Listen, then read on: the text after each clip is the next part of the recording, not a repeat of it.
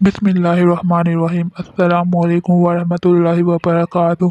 हज़ारों साल पहले की बात है। नमरूद नाम के एक बादशाह की हुकूमत थी। इसने खुदा होने का झूठा दावा कर रखा था और जो इसे खुदा ना मानता उस पर बहुत जुल्म और सितम करता और कत्ल भी करवा देता था। इस दौर के नबी हज़रत सैयदना इब्राहीम अलैहिस्सलाम भी नमरूद को खुदा ना मानने की वजह से आग में डाले गए, मगर अल्लाह पाक के हुक्म से वो आग आप अलैहिस्सलाम के लिए ठंडी हो गई और आप महफूज थे।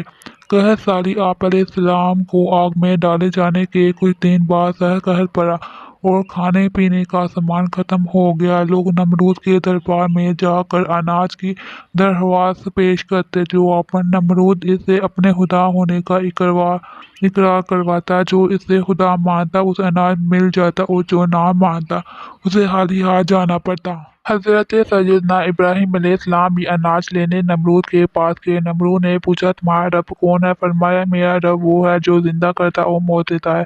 ये सुनकर नमरूद बोला, ये कुदरत तो मेरे पास भी है। ये कहकर उसने दो कैदी बुलवाए, एक को छोड़ दिया और एक को कत्ल करवा दिया।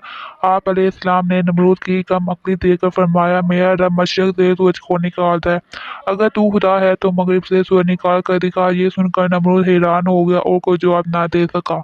कुछ देर बाद अपनी शर्मिंदगी मिटाने के लिए बोला, मेरे पास अनाज नहीं है, जाओ अपने रब से जाकर अनाज मांगो। अनाज का थैला आप अलैहिस्सलाम लेकर नमरूद के दरबार से निकला और घर की तरफ चल पड़े। रास्ते में रेत का एक थैला नजर आया। आप अलैहिस्सलाम घर वालों को खुश करने के लिए उसी रेत से एक थैला भरकर घर ले आए और सो गए। अल्लाह ताला की शान देखे कि आपकी बीवी हज़रत सैयदना सारा रज़ी अल्लाह ताला अन्हा ने थैला खोला तो वो आटे से भरा हुआ निकला। उन्होंने फौरन रोटियां बनाई और आपको जगाया। रोटियां देखकर आप अलैहिस्सलाम बोले, ये कहाँ से आई? इन्होंने कहा, ये उसी आटे से बनाई हैं जो आप थैले में भर कर लाए थे। आप अलैहिस्सलाम समझ गए कि अल्लाह पाक की तरफ से रेत आटे में तब्दील हो गई। चुनांचे आपने अल्लाह पाक का शुक्र अदा किया। फरिश्ता और नमरूद उधर अल्लाह पाक ने इंसानी शक्ल में एक फरिश्ता नमरूद के पास भेजा।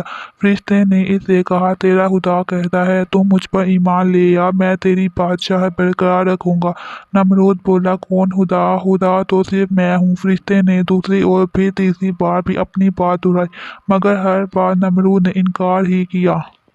मच्छरों की फौज। नमरूद की इस सरकशी का नतीजा ये हुआ कि अल्लाह पाक की तरफ से मच्छरों की फौज नमरूद के लश्कर पर मुसल्लत हो गई, जिसने लश्कर के तमाम अफराद का गोश्त खा कर सारा खून पी लिया और इनकी सिर्फ हड्डियां बाकी रह गई। मच्छर इतने ज्यादा थे कि सूरज की रोशनी दिखाई नहीं देती थी।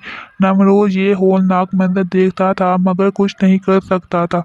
नमरूद की पिटाई। इसके बाद अल्लाह का करना ये हुआ कि एक मच्छर नमरूद की नाक के रास्ते दिमाग में घुस गया और मगज खाना शुरू कर दिया। दर्द की शिद्दत से नमरूद पागल होने लगा और उसने अपनी तकलीफ खत्म करने के लिए सर पर डंडे लगवाना शुरू कर दिए। खुदा की कुदरत की जब सर पर डंडा पड़ता मच्छर काटना छोड़ देता और जब डंडा ना पड़ता तो काटना शुरू कर देता। कैफियत ये हो चुकी थी कि जो शख्स नमरूद के सर पर जोरदार चप्पल लगाता वो उसका हमदर्द कहलाता। यूं डंडे पड़ते पड़ते चप्पल लगते लगते 400 साल गुजर गए और नमरूद बिलाखिर ज़लील व रुसवा होकर मर गया।